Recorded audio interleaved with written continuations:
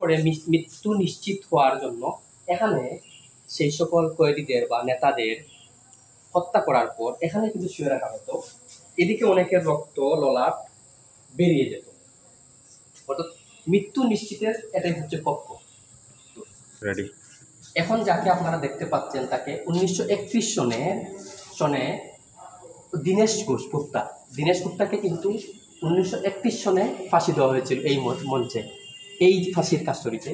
তো ফাঁসি দেওয়ার পূর্বে কিন্তু তাদের এইরকম এই কারাগারে রাখা হতো, ফাঁসি দেওয়ার পূর্ব মুহূর্তে এই কারাগারেই তাদের রাখা হতো সেই সময়কার। এটা হচ্ছে আরও একটি কারাগার, অর্থাৎ বন্দীদের এখানেই রাখা হতো ফাঁসি দেওয়ার পূর্বে। এখানেও আপনারা দেখতে পাচ্ছেন, অর্থাৎ দুজন এখানে থাকার জায়গা হতো, অর্থাৎ ফাঁসি দেওয়ার পূর্বে এই জায়গায় রাখা হতো। এই সেই ফাঁসির দড়ি যেটা দিয়ে এইখানে সেই সময় নিশ্চিত করা হতো মৃত্যু।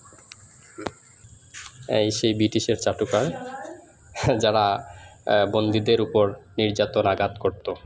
এখন আপনারা দেখতে পাচ্ছেন যাদের যে সকল নেতাদের বা ভারতীয় স্বাধীনতার সংগ্রামে যারা জীবন দিয়েছিলেন ব্রিটিশদের হাতে, তাদের প্রতীকী ছবি এবং তাদের ইতিহাস এখানে কিন্তু লেখা রয়েছে। এখানে বেশ কয়েকজনের আলিপুর জেলে শহীদদের যেই তালিকা এখানে আপনাদের সামনে তুলে ধরলাম।